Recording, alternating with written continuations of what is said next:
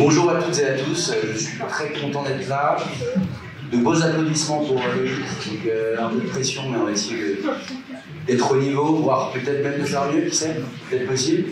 Donc je suis au milieu de cet écran, là, vous me reconnaissez peut-être, et je suis effectivement un entrepreneur qui a été intervenant ici pendant 3 ans, quand même.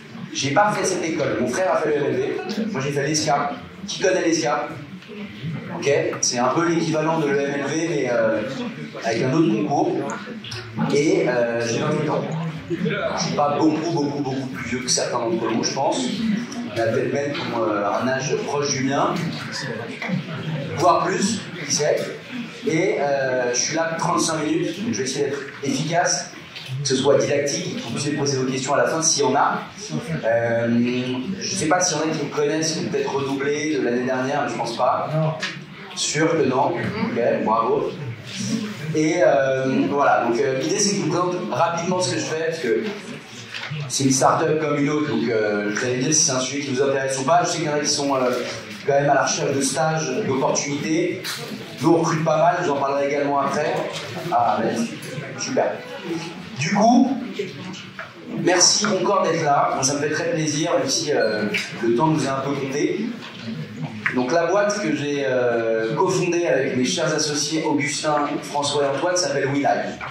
On est dans le 18e, à Marcadet-Poissonnier. On a des bureaux, on est 20 collabs, on recrute 10 CDI en janvier, donc on sera 30 en 2022. Et on était 6 il y a 1 an et demi, donc ça s'est développé vite, en partie avec le contexte sanitaire qui nous a été plutôt favorable. Il ne faut pas avoir honte de le dire. Et je t'expliquerai aussi pourquoi, si j'ai le temps de vous expliquer tout ça en 30 minutes, ce qui n'est pas sûr. On va quand même essayer. Est-ce que quelqu'un connaît déjà cette boîte? Non. De nom? Tu connais toi? Ok. Bon, pourquoi vous ne la connaissez pas à votre avis? Alors que c'est assez connu. La cible, c'est-à-dire? On cible qui? Les? Bon, je vais faire une question parce que finalement c'est efficace. On fait du B2B. Or, vous n'êtes pas des business, vous, pour l'instant. Vous travaillez dans des boîtes, mais vous n'êtes pas des boîtes. Donc, vous n'êtes pas notre cible. Je ne sais pas s'il y en a qui sont en ce moment en stage, en alternance dans des grosses boîtes, mais je pense que la majorité des boîtes dans lesquelles vous bossez, vous avez dû faire d'alternance, sont des clients à nous. Donc, WeLive, c'est une structure qui existe depuis 3 ans et on propose aux entreprises, aux écoles de commerce, aux collectivités, aux clubs de rugby, de foot, des challenges connectés à impact. Donc le challenge connecté à impact, je vais vous expliquer ce que c'est, comme ça c'est un peu abstrait, mais je pense que le concept va pas mal vous plaire. Donc le but c'est de connecter les gens par le digital, mais dans la vie réelle, c'est de les faire bouger, donc, à travers différentes fonctionnalités, et c'est de les engager, c'est d'avoir de l'impact. Ce qui est très important aujourd'hui, ce qui est très important nous dans notre ADN, et ce qui est très important pour le bien-être de l'humanité, on va dire. Donc connecter par le digital, c'est assez simple, c'est une application mobile que vous pouvez télécharger si vous voulez, elle est gratuite, mais elle ne vous servira à rien. Et comme c'est du B2B, on va vous demander votre code d'entreprise, et sauf si vous êtes dans une boîte qui est en train de faire un challenge, vous n'aurez pas de code d'entreprise. Donc le but c'est connect pour créer du lien entre les collaborateurs, les gens qui sont soit sur le même site, mais sur différents sièges ou en différents pays. On travaille au niveau monde avec pas mal de boîtes. Move, ça c'est le cœur du concept, c'est avec les différentes fonctionnalités qu'il y a dans l'appli, on fait bouger. Le but c'est de faire du sport, c'est de faire courir, marcher, faire du foot, de la boxe, créer une créativité avec des défis, dessin, musique, chant, etc. Ouais. Vous avez repris le concept building, mais continuellement. Pas continuellement, parce que c'est vraiment des événements. C'est-à-dire que ça dure 2 semaines, 3 semaines, tu en fais plusieurs par an, mais c'est une bonne remarque. Reformule la question pour répondre. Pardon, tu t'appelles comment? Julien, ici à ma droite, m'a posé une question pertinente, enfin plutôt une remarque. Il a dit, vous avez repensé le team building 2.0. En gros, ce qui est vrai, parce que le but c'est de créer du lien à travers le jeu, l'engagement auprès d'une population avec un outil qui est innovant, puisque c'est un outil qui permet de le faire à distance comme en présentiel. Très bonne remarque, je bien. Donc ensuite, créer, jouer, parce qu'on a différentes typologies de défis, je vais en parler après, collectivement et dans la vie réelle. On ne va pas vous dire faites un mini-jeu sur votre téléphone, on va vous dire faites 50 squats, ou allez vous prendre un selfie avec votre collègue préféré, ou prenez en vidéo l'initiative éco-responsable de votre bureau, etc. etc. On a tout un catalogue de défis comme ça.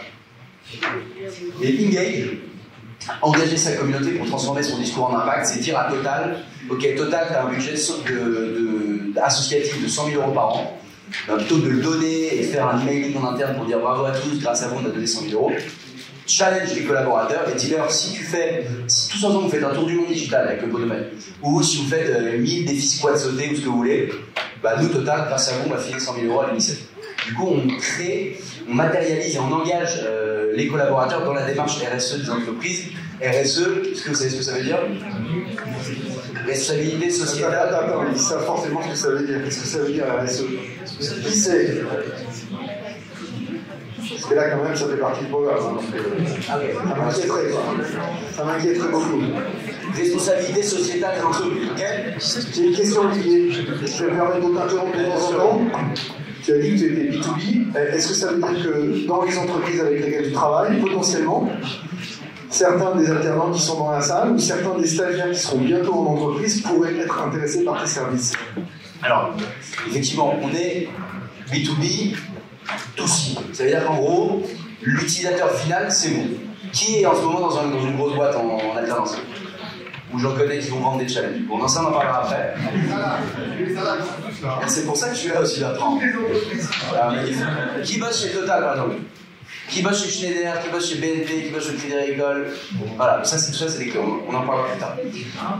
Donc du coup, quand on fait un challenge avec Dior, par exemple, qui est un de nos clients, les gens qui participent au challenge, c'est le DRH, le CEO, mais c'est aussi les alternants, c'est-à-dire c'est tout le monde en fait. Le but c'est que ce soit transverse et que tout le monde puisse participer. Ça crée une bonne dynamique collective, ça horizontalise la hiérarchie, et globalement les gens le jouent. Le côté impact, c'est très simple, c'est de dire, tu fais 10 000 pas, tu plantes un arbre. Tu fais 50 défis photos, tu soutiens un projet pour Octobre Rose dans le cadre du Cancer du sein, etc. Donc ça c'est central dans notre proposition de valeur. Donc ça je l'ai dit, l'impact interne, cohésion, bien-être, lien social, on crée du lien et les gens changent leurs habitudes. Et l'impact externe, c'est soutien des projets environnementaux, sociétaux. Ça fonctionne bien. Donc on a deux offres. Je ne vais pas passer trop de temps là-dessus, parce que ça, vous vous en foutez, mais si jamais il y en a qui sont en contact dans les entreprises avec le responsable comme RSE, RH, c'est nos interlocuteurs. Et aujourd'hui, on a 250 boîtes avec qui on bosse, et je pense qu'il y en a certains d'entre vous qui sont dans des boîtes qui seraient intéressés par ce qu'on fait. On a deux offres. On a une offre inter-entreprise, où là c'est en mode Champions League. C'est une date définie, une semaine, 2 semaines, et c'est des boîtes qui vont s'affronter les unes contre les autres. On va avoir Chanel contre Orange, contre Dior, contre Pernod Ricard, contre que vous voulez. Les collabs s'inscrivent, plus ils font pas, plus ils gagnent des points, il y a des défis photos, des défis vidéo, des quiz. Et le but c'est d'aller taper les autres boîtes sur son secteur d'activité ou autre. Et à la fin, on finance un projet de forêt, de récifs coralliens. Là on bosse avec Emmaüs pour Noël. Et ça c'est quelque chose qui fonctionne bien. L'offre Play, ça j'ai passé. Là c'est des temps forts qu'on fait en ce moment, on fait un challenge calendrier de l'avant, il y a 46 boîtes qui s'affrontent du 1er au 24. Et le but c'est de ramasser le plus de points pour se rendre au jeu. S'il vous plaît, je suis à une demi-heure, j'ai pas envie de secondes. L'intérêt, c'est de dire, plutôt que d'organiser un événement moi en tant que décideur, je m'inscris à un événement, j'inscris mes collabs, et à la fin, tout le monde est content. Ça marche bien. Et c'est toujours en lien avec l'actualité. Donc on va en faire un pour la Coupe du Monde 2022, on va en faire un pour les JO, là on en a fait un pour l'Euro 2020. On s'adapte à la temporalité et on crée des challenges à thème pour embarquer les collabs. Nous on vend après des packages annuels pour essayer d'accompagner sur le long terme parce que pour nous en termes de business c'est plus intéressant. Et l'offre Play où là c'est une boîte qui crée son événement. Donc là, après, on identifie une audience, ça peut être Accor Monde, ça peut être Accor France, ça peut être Accor Siège Paris. On construit le challenge et on crée un impact. Donc, on a tout un catalogue sur notre site. Si vous avez l'intérêt, vous pourrez aller voir. On a des challenges sportifs, éco-responsables, on a des challenges bien-être au travail, nutrition, culture, etc. Ils choisissent dans le catalogue, ensuite ils choisissent la durée de leur événement, le type de jeu, est-ce qu'il y a des équipes, est-ce qu'il y a des pays qui s'affrontent, et les langues. L'appli est dispo dans 8 langues, et on bosse pas mal à l'international. Et après, l'impact, c'est ça qui fait vraiment la force du truc, c'est de dire, ok, je fais pas juste un événement de team building, je fais un événement de team building, et à la fin, je vais soutenir un projet RSE qui a du sens. Pareil, on vend des programmes d'animation, et le principe, c'est un support qui est facile à déployer au niveau national ou international. Tout le monde participait, direction comme stagiaire, alternant, et complètement personnalisable, complètement modular. L'appli, je vous la montre rapidement parce que l'intérêt c'est quand même qu'on puisse interagir, mais en gros, ce qu'il faut retenir c'est que le challenge il a une durée, il y a des défis photos, des défis vidéo, des défis pas et des quiz. Et après, tout est personnel, les couleurs, le logo. Chaque défi que je fais me rapporte des points. Si je suis dans une équipe, ça rapporte des points à mon équipe. Et c'est vraiment une compétition en interne autour de thématiques qui peuvent être très très diverses et variées. Donc il y a un fil d'actualité, je partage mes défis photos. Si on me dit prends-toi en selfie en tenue de sport, je me prends en selfie en tenue de sport, je le partage sur le fil d'actualité. Et après, ça crée un effet boule de neige. Et les gens jouent le jeu, donc ça marche bien. Donc après, de temps en temps, les boîtes se craquent, font des défis de merde, et finalement, ça prend pas. Donc nous, on essaie de les accompagner aussi. Ils peuvent tout créer, s'ils veulent, ils peuvent créer un défi. Enchaîne-toi à ton bureau et prends ton selfie. Les gens vont pas le faire. Donc on essaie de les accompagner. Mais on a bossé avec Etam. Etam, vous connaissez la marque Etam? Eux, ils voulaient créer un défi culotté. Ils voulaient que les gens se prennent en sous-vêtements. On leur a dit, problème 1, vous n'avez pas le droit. En plus, c'est des gars qui avaient créé le projet chez Etam. Et problème 2, c'est quoi le deuxième problème à vous avez? C'est quoi, quel est le risque avec un fil d'actualité comme ça, pour nous, entreprises, prestataires? C'est quoi le danger? Si quelqu'un veut tenter de répondre, levez la main parce que sinon on va pas s'entendre. C'est quel est le danger d'avoir une fonctionnalité comme ça quand tu bosses avec une entreprise en interne? Ouais. Ça se passe piraté, les photos qui sont pas données par rapport à ça, je peux comme ça, chacun peut-être. Alors, si on se fait pirater, c'est qu'on est mauvais. Mais mettons qu'on est bon et qu'on se fait pas pirater, à votre avis, quel est le danger si on me dit si je peux poster une photo n'importe quand sur ça? Utilisation des photos? Ouais. Après, ça vous retombe dessus si jamais il y a des retours négatifs, des polémiques, c'est ouais. Votre nom qui va être caché. Exactement. Et quel type de risque il peut y avoir pour quelqu'un qui doit foutre la merde pour un challenge avec ça? Sortir les photos. Non, c'est plus ce que lui va pouvoir poster sur le fil d'actualité. Si je vous dis prenez-vous en... Par exemple, je te dis prends-toi en selfie en tenue de sport et t'envoies une photo de... je sais pas, d'un truc. Un truc qui est pas regardable. Ok? Là, ça leur tombe dessus. Donc qu'est-ce qu'on fait à votre avis pour que ça n'arrive pas? Ouais, des modos, non? Ouais, validé, il y a des modos exactement. Donc on a une équipe de modérateurs, modératrices qui se coltinent. Et quand je les pousse à ce produit, parce que je sais pas, on doit avoir 50 challenges qui tournent en ce moment dans des boîtes, il y a plusieurs milliers de collaborateurs. Donc c'est beaucoup de taf, mais c'est garanti pour le client qu'il n'y aura jamais une zigounette sur le fil d'actualité en fin de challenge. C'est des vrais problèmes. C'est-à-dire que ça et la RGPD, c'est des vrais sujets. Oui. Si quelqu'un va demander si vous pouvez signer la personne de la boîte, comme ça, votre collaborateur est. Alors d'abord, on va lui dire à lui, on va lui dire oups, je crois que tu n'as pas compris la thématique du défi. Gentiment. Et s'il recommence, là on va l'attraper parce que ça, ça devient problématique. Et on essaye d'abord de régler ça avec le collaborateur avant de contacter. Donc ça, c'est quelque chose qu'on a lancé il y a 8 mois et ça nous a fait vachement accélérer parce qu'en fait, les gens n'osent pas tant qu'ils n'ont pas vu quelqu'un le faire. À partir du moment où quelqu'un s'est pris en selfie en tenue de sport, là il déroule. Là on avait un défi solidaire, va faire un don de vêtements dans les bennes de ta ville. On a été inondé de défis, ça c'est hyper qualitatif pour l'entreprise, parce qu'à la fin, nous on file tout à l'équipe com de l'entreprise. Ils ont les droits sur les photos. Et quand tu as 2000 collabs de chez Accor qui ont pris des photos dans les bennes en train de faire un don de vêtements, ça c'est sûr de les réengager l'année prochaine. Parce que aussi le but c'est qu'il y ait de la référence. Classement, ça c'est top parce que du coup, quand des classements individuels par équipe, on peut se mettre en équipe avec ses collègues ou être dans ce pays contre d'autres pays. Et ensuite, le fil rouge, c'est l'activité physique. Okay, nous, on vient du monde du sport avec mon associé. Le podomètre, ça touche tout le monde. C'est-à-dire que dès que je bouge, ça m'apporte des points. C'est le cœur du truc. Là, je faisais la tour depuis tout à l'heure. Je me pense dans la poche, je suis en train de challenge, là, je suis en train de manger des points. Ah, mais c'est auto-optimisé, quoi. Bah non, on n'a pas encore le truc d'altimètre. Et du coup, plus je marche, plus je gagne des points. Pourquoi, à votre avis, on a choisi la marche et pas un truc un peu plus hardcore? C'est accessible. Pardon, les gars, je peux redire? C'est accessible. C'est accessible. En entreprise, si vous parlez de sport, on claque la porte.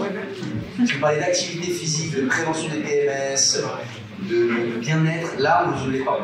La marche, en fait, ça permet de ne pas avoir de stigmatisation. C'est-à-dire que les gens qui viennent à pied au bureau, ils vont avoir autant de points que quelqu'un qui s'est fait un marathon. Et nous, c'est ça qu'on veut dire. On veut dire, arrête de prendre ton scoot. Je suis né en moto, je suis pas un mauvais exemple. Arrête de prendre ton scoot. viens au bureau à pied en transport, et tu vois, en fait, c'est aussi rapide, et on veut aussi changer les habitudes en interne dans l'entreprise avec ce système de podomètre qui, du coup, permet après de comptabiliser des points en bougeant, en marchant, et on a des retours de DRH, parce que les gens sont à la cafette comme ça, en train de faire des allers-retours. Ça, pour nous, c'est des vrais bons feedbacks. Et ça, c'est intéressant aussi, c'est la partie récompense à impact. Le but, c'est de dire, ok, encore une fois, les gens, s'ils participent, il faut qu'il y ait une carotte. Là, si je vous dis, je vous lance un challenge et qu'il n'y a rien à gagner, il y en a 3 qui vont le faire parce que vous êtes curieux. Si je vous dis, il y a 3 iPhone 12 à gagner, là, vous allez vous coucher dessus. Okay, il y en a certains qui couchent dessus. C'est normal, c'est humain, c'est le cerveau qui est comme ça, avide. Mais, on peut le faire intelligemment. Donc, au lieu de faire gagner des iPhones, on va dire, fais gagner le droit de porter 120. Fais gagner le droit de distribuer des kits solidaires à des personnes qui dorment dehors à Noël. Et en fait, les gens sont encore plus réceptifs à ça qu'à des cadeaux. Parce qu'on est dans une ère où l'impact environnemental est évident, tout le monde est aligné là-dessus. Plus personne ne dit, sauf Trump, Zemmour, quelques profils un peu plus latines, mais globalement, c'est un fait que dans les entreprises, on doit avoir un impact positif. Si la boîte veut faire gagner des KPMG, il faut gagner des Apple Watch, par exemple. Est-ce que dans la boîte, on peut participer au challenge? Est-ce qu'on voit les scores en direct des autres? Vu que c'est quelque chose humanitaire, il faut aussi juger les autres. Ah. Alors, question. Bah là, tu vois le côté un peu négatif du truc. Mais ce qu'a dit Julien, c'est, vu qu'on voit les scores des gens, on peut stigmatiser ceux qui ne se motivent pas. Et à l'inverse, on se dit qu'il faut valoriser tous ceux qui se motivent. C'est plus ça qui en sort, quand même. Mais effectivement, tu peux le voir comme ça, mais c'est-à-dire que tu vas le faire à moitié libre. Ouais. Justement, les impacts, par exemple, on parlait des ventes de solaire, etc. Comment c'est financé? Je vais garder. Je vais demander par rapport aux impacts que ça a, par exemple l'implantation d'arbres, comment c'est financé si par exemple, je pense que vous pensez par abonnement ou je ne sais pas, il y a une partie de la entreprise. Alors c'est une très bonne question. En gros, c'est quoi ton prénom? Laurie. Bravo Laurie. En gros, je ne l'ai pas sur cette presse, mais ça c'est l'exemple de ce qu'on fait. En gros, nous on a un catalogue de partenaires. On a l'UNICEF, on a Emmaüs, on a Reforestation qui prend des arbres, on a Coral Jardin qui prend des gros. Ça c'est nos partenaires. Si la boîte me dit moi je veux m'engager mais j'ai pas trop d'idées spécifiques, on leur dit on peut vous proposer d'un de nos partenaires. Quel est votre budget de don? En fait, le don il est fait par l'entreprise. C'est elle qui finance. Elle peut dire je donne 100 €, je donne 10 000 €. Nous on est juste un moyen de lui permettre de financer un projet à travers un challenge. Et ensuite, si l'entreprise, souvent Yves Rocher par exemple, ils ont une fondation, ils nous disent nous on veut faire un challenge, mais on veut soutenir notre fondation. Donc là il n'y a pas de problème, c'est la fondation Yves Rocher qui est intégrée à l'appli. L'objectif, c'est eux qui le décident, le don, c'est eux qui décident, et nous, on est payés en tant que prestat. Nous, on ne finance pas le don, sauf sur les challenges, c'est nous qui sommes organisateurs inter-entreprises. Format Champions League, un peu dont je vais parler. Là, c'est nous qui finançons le don à travers l'inscription des boîtes. Mais globalement, c'est l'entreprise qui va faire son don et qui choisit comment elle veut engager. Très bonne question. Très bonne question. Est-ce qu'il y a d'autres questions parce que... Et donc, s'il y a des entreprises dans lesquelles vous êtes aujourd'hui, en tant qu'alternant ou demain en tant que stagiaire, et vous pensez que ça peut être intéressant dans votre entreprise de faire travailler notre ami, il ne faut pas hésiter. Je regardais un peu là. EDF. Soutenez les entrepreneurs. Alors EDF, Engie, Orange. Ça, c'est des boîtes avec lesquelles on boit déjà, mais il y a plein d'autres. Malakoff, Mali, Julien. Le Vigeris, il est là. Ça leur ferait pas de mal. Hein. Bon, je vais garder ça avec comme ça. On n'a pas le temps, ça. Non, mais sans déconner, je vois beaucoup de boîtes avec qui on travaille déjà. Et je pense que vous, en tant qu'alternant, être force de progression sur des projets comme ça peut être vraiment cool. Donc si jamais vous pensez que ça peut vous intéresser ou intéresser quelqu'un de votre boîte, vous m'ajoutez sur LinkedIn, vous me dites, vous mettez un petit mot, et je vous file du cash. Ok? Donc, ça c'est des exemples. Les amis, s'il vous plaît, ça c'est des exemples de ce qu'on cherche concrètement. Je vous ai parlé d'étapes tout à l'heure, hein, le défi culotté. Il n'a pas du coup été validé par la direction. Malheureusement, parce que bon, nous, ça nous aurait fait marrer à la rigueur. Donc là, le principe c'était 7000 vendeurs dans les magasins, c'était un challenge magasin. Tous les magasins étables de France qui se sont challengés pendant 2 semaines, en mode compétition. Et à la fin, ils finançaient un projet, je me souviens plus ce que c'était que l'assaut. Mais voilà, c'était dans le contexte Covid, ils avaient du mal à créer du lien. Et là, vraiment, ça a super bien marché. Natixis, qui est un de nos clients historiques, avec qui on a fait un gros challenge sur mesure pour le partenariat avec les JO. Là, c'était 2 mois, on a embarqué 12 000 personnes, c'est un gros truc. Et Colas, c'est intéressant parce que ça, c'est eux, ils ont gagné le challenge inter-entreprise. Donc là, c'était Colas contre Orange, contre L'Oréal, qui se sont challengés pendant la semaine de la qualité du lieu de travail en juin. Et ils ont permis de planter 2500 arbres au Pérou. Et ils étaient contents d'avoir gagné parce qu'ils étaient fiers. Nous, on était fiers d'eux, donc voilà, la tranche des coups. Je pense qu'il a hyper bien pitché. Donc maintenant, la question c'est qu'est-ce que ça veut dire pour un entrepreneur de recruter un jeune tel que ceux qui sont dans la salle? Qu'est-ce que ça change? Toi, comment tu vois les choses? Comment des étudiants en 5e année qui vont chercher un job dans quelques mois ou qui vont chercher un stage pour certains d'entre eux là dans les quelques semaines qui viennent, qu'est-ce que ça change de venir te voir? Et qu'est-ce que tu recrutes comme profil?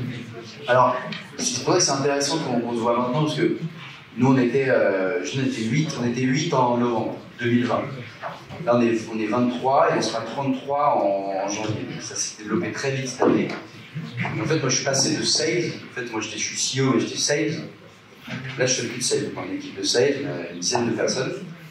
Donc maintenant, je fais beaucoup de recrutement, de financement et de strat. C'est un peu la next step. Au début, t'es tout propre larbin, c'est normal, parce qu'il n'y a que toi. J'étais avec mon associé, on était deux, on faisait tout. Ensuite, tu recrutes des gens, ensuite tu deviens commercial, parce que tu vends ton produit.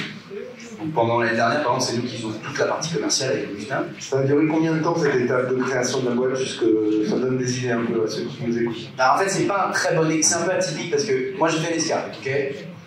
J'ai monté avec Augustin, mon associé, en Master 2, donc ce que vous faites là, Master 2. On avait un projet de start-up pour valider le Master. On a créé une appli qui s'appelle toujours WeRun. O-U-I-R-E-N. Le principe, c'est une appli grand public pour rencontrer des gens qui font du sport près de chez soi. Ça, on l'a lancé il y a 5 ans. Même il y a 6 ans. Et pendant 2 ans, on a bossé sur ce projet. Moi, j'ai fait ça directement après les cours. Avant, j'avais fait un stage chez Pernod Ricard. Vous connaissez Pernod Ricard? Absolut Vodka, Chivas, tout ça, vous connaissez ou pas? J'ai fait un stage à Londres là-bas, en 3e année. Et en 4e année, j'ai fait un stage dans une start-up. Et en fait, je me suis dit, ok, trop bien Pernod à Londres, j'ai appris plein de trucs, mais c'est pas ce qui me convient. Stage en start-up, le produit m'intéressait pas tant que ça, par contre, l'expérience c'est dingue, et je pense que c'est ça qui m'a dit, j'ai envie de monter mon truc. Donc, on a lancé cette boîte avec Augustin. Et le problème, c'est que c'était du B2C, gratuit, et il n'y a pas de. Soit on a une idée de génie, du bol, et c'est Facebook, et c'est quelques supports comme ça. Soit on vend des choses en B2C, on vend des montres, là ça marche. Et si vous avez une appli gratuite, vous ne gagnerez pas d'argent, sauf si vous avez des investisseurs, vous avez les moyens de faire de la pub. Donc on a eu 2 ans, on a été dans un incubateur, on crée des gens super, etc. Mais au bout de 2 ans, c'est ici, on ne pivote pas, on meurt. Donc là, un mot important, pivot. Parce que dans les startups, ça veut vraiment dire quelque chose, pivoter. Est-ce que quelqu'un sait ce que ça veut dire pivoter? Bah, ça veut dire pivoter, tout simplement, changer de modèle. Exactement. Sauf que nous, on n'a pas annulé notre première appli, on a développé une deuxième. On a développé une deuxième appli qui s'appelait WeMover, il y a 2 ans et demi, qui s'appelle aujourd'hui WeLive. On a commencé à signer des premières boîtes, et fin 2019, on avait un portefeuille client intéressant, et là, bim, Covid. Et là, on s'est dit, on a une solution en fait, qui peut être tellement utile en temps de pandémie, parce que c'est digital, c'est garder le lien. Et là, on a des décideurs qui commencent à nous contacter en disant, écoutez, est-ce qu'avec votre appli, je peux faire un truc pour mes salariés qui sont tous enfermés chez eux et tout ça. Et là, on a repensé le modèle, on a poussé des nouveaux challenges, des nouveaux défis. On a signé beaucoup de boîtes pendant le confinement. Moi, j'étais en Normandie, confiné, on a signé en Perche, on n'était même pas ensemble. Et fin du confinement, c'est est-ce que c'était pas juste une bulle? Et en fait, dans l'événementiel digital a vachement accéléré grâce au confinement. Et depuis qu'on a repris l'activité à peu près normale, bah, on a triplé les effectifs. Et donc, pour répondre à la question de Bertrand qui est importante, vous allez y revenir. Aujourd'hui, je suis en pleine phase de recrutement. Là, on a recruté 4 sales en CDI. Bon, là, on cherche des CDI et des stages alternants. Okay, donc, on cherche sur 3 principales verticales qui sont commerciales, dev et market.com. Ok? Donc dev ici, il n'y a pas, ou il y a? Non. Personne ne code ici en React Native avec 5 ans d'expérience. Alors ça, non. Par contre, on cherche des stagiaires sur différents postes, avec copywriter pour rédiger des contenus de challenge, on cherche des business développeurs en stage pour accompagner les SDR, les sales qui close en amont. On cherche aussi des stagiaires pour faire de la modération, pour ceux qui aiment être un peu voyeurs sur les bords. Ça, il y a pas mal de choses qu'on cherche. Et le process de recrutement, donc s'il y en a qui sont intéressés par un stage, pareil, LinkedIn, n'hésitez pas, je vous recevrai avec grand plaisir. Et donc le process, comment ça se passe dans une startup? Là, si vous avez postulé chez L'Oréal, vous allez voir 8 personnes différentes. Okay, peut-être qu'au bout d'un moment, vous verrez la DRH, il y a de grandes chances qu'elle vous dise basta, tu m'intéresses pas. Ce que je ne vous souhaite pas évidemment. En startup, chez nous, il y a un premier rendez-vous avec la personne en charge du département. Donc, Xavier, c'est au market, Edouard, c'est en sales, et Inès en sales, les deux. Et Antoine en tech. Si ça se passe bien, il y a un deuxième entretien avec Augustin ou moi. Et après, c'est bon. Donc ça va assez vite parce qu'on n'a pas le temps. Parce que nous, on est vachement à l'instant. On vous fait un case study quand même entre temps. Mais ça va assez vite. Et en startup, c'est généralement comme ça que ça se passe. La startup, si vous allez chez Facebook, chez Uber, ce ne sera pas comme ça. Chez nous, c'est comme ça que ça se passe. Et ce qu'il faut, c'est. Qu'est-ce qu'il faut pour séduire le fondateur d'une startup quand on postule? Alors ça, c'est important ça. Ouais, mais c'est pour qu'ils puissent te contacter. Ouais, ok. Donc ça, c'est mon profil LinkedIn. Voilà, pour ceux qui ne l'avaient pas remarqué. Qu'est-ce qu'il faut pour séduire? Je sais pas, faut être naturel en fait. Moi, je déteste les gens qui sont comme ça.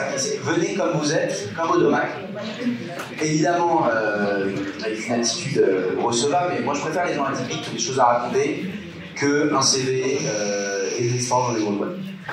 Tout de suite, on a recruté, on vient de recruter une Ukrainienne qui a eu une bourse et qui est absolument chambée. On a un mec de 40 ans. Enfin, on n'a pas de profil type, au contraire. Bâtir une équipe solide, c'est mélanger des gens atypiques pour créer une espèce de cœur fort, mixé, et avec des gens qui ne se seraient peut-être jamais rencontrés, mais en les mettant ensemble, on crée un truc de ouf. Et ça, c'est très important. Nous, on recrute vraiment pas sur le CV. Par contre, il ne faut pas avoir peur, il faut y aller, il faut parler, il faut être à l'aise, et c'est ça qui va faire que vous allez... Il faut connaître le produit comment? Il faut connaître le produit un petit peu, parce que y a des questions, mais si vous n'avez pas rendu compte qu'on faisait des quiz, c'est pas très grave, c'est pas le fond du problème. Il faut comprendre ce qu'on fait, avec qui on bosse, la vision de la boîte, le produit techniquement, on vous l'expliquera après, à la limite, c'est moins important. Mais ce qu'il faut, c'est comprendre quelle est la vision. Notre vision, c'est d'engager des communautés d'un côté et créer de l'impact en face. Et ça, c'est hyper important. C'est binaire. C'est-à-dire que d'un côté, il y a l'humain, de l'autre, il y a l'impact. Et au milieu, on y met une expérience digitale qui est fun. Mais ça, c'est pas très compliqué à comprendre en regardant le site. Après, le reste, c'est expérience de vie. C'est remarques intéressantes. C'est le cas pour dans des sphères qui vont être évidemment décisif. Mais voilà, je pense que le process est plutôt intéressant et rapide, et que ce soit chez nous ou dans d'autres boîtes. Hein. Évidemment, il y a plein de startups qui recrutent. Et n'hésitez pas à regarder, s'il y a des boîtes qui vous intéressent, si je peux vous aider, je le ferai aussi avec grand plaisir. Peut-être des on peut passer aux questions, ouais. Si vous avez des questions. Il reste 8 minutes. Allez, allons-y. Qu'est-ce qui est intéressé par cette boîte? Qu'est-ce qui a envie de faire bosser la boîte dans laquelle il est pour Olivier? Alors voilà, ça m'intéresse pas. Non pas que l'intérêt que vous avez pour Willem ne m'intéresse moins, mais ça c'est plus personnel à vous et je comprends. Mais du coup, ce qui serait intéressant, c'est que ceux qui pensent que ça peut être intéressant dans leur boîte, sérieusement, contactez-moi parce que vous allez nous faire mousser si vous lancez ça et que ça se fait en plus. Vous dire, belle initiative, petit à petit. Et je dirais au sel des formes de proposition, enfin, faire un truc cool. Donc n'hésitez vraiment pas, quoi. Oui.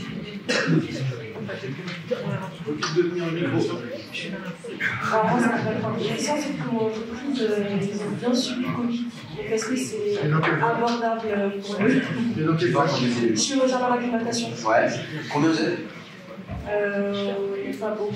Enfin, dans les bureaux, il n'y a pas beaucoup, après on a beaucoup d'opérationnels. Ouais, on bouge tout le temps. Donc, ça, en fait, ça dépend. Soit c'est un truc dédié où là, il y a plus de taf, mais sur, par exemple, se brancher un challenge inter-entreprise, qui est plutôt intéressant pour des boîtes. Bah après, ça coûte combien?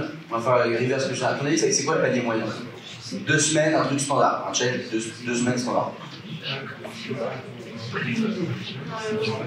Qui pense que c'est moins de 1000 balles pour 2 semaines? Pas beaucoup, hein. Qui pense que c'est entre 1000 et 3000?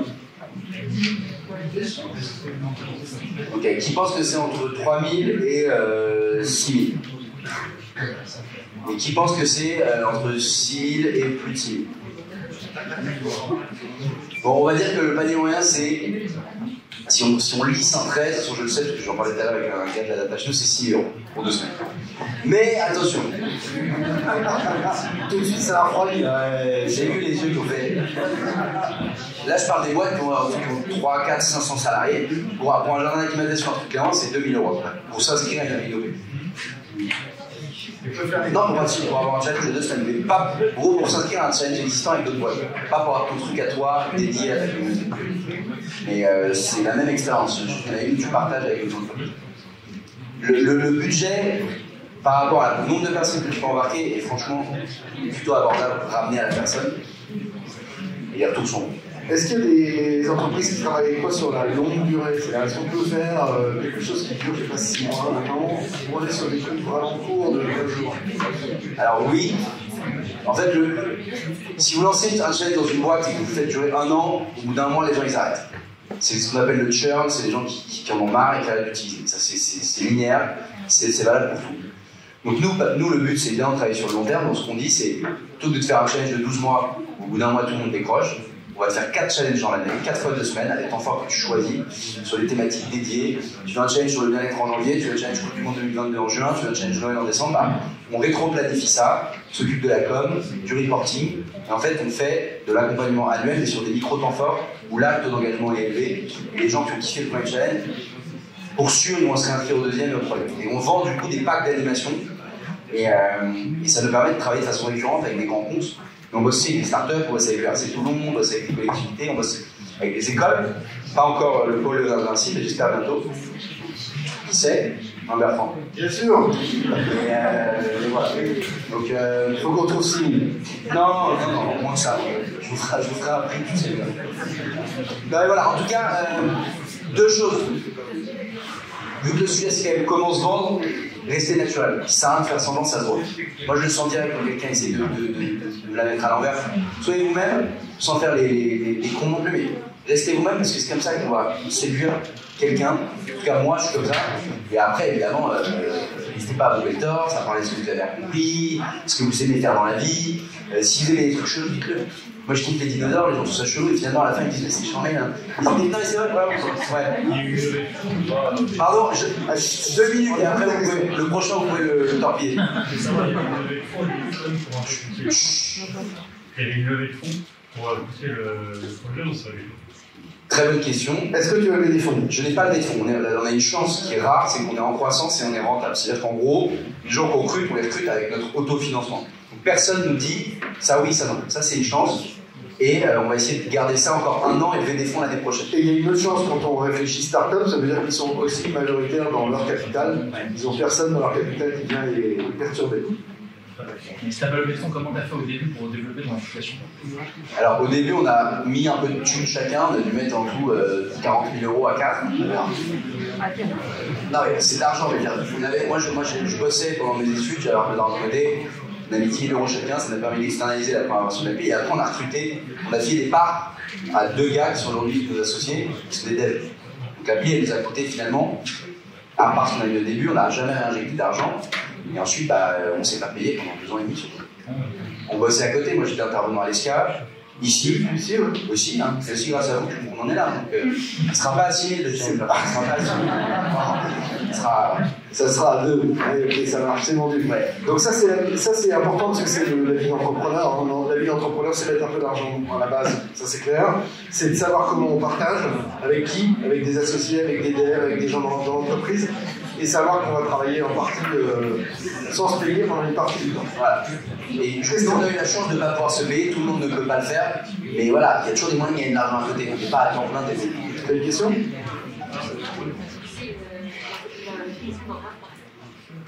Ouais, nous on fait des challenges, on teste pas mal les nouveaux La concepts. question c'est est-ce qu'ils font des challenges chez eux? Bah, depuis peu, parce qu'avant on n'était pas assez. À 4, c'est vite, t'as vite fait le tour. Mais là, dès qu'on est plus de 20, il y a des équipes qui se créent dans ce marmien. Et on fait, on teste les mathématiques, on teste des idées. C'est un bon vivier pour découvrir un peu la vie. Olivier, merci beaucoup. Est-ce qu'il reste encore une question? On applaudit comme des fous.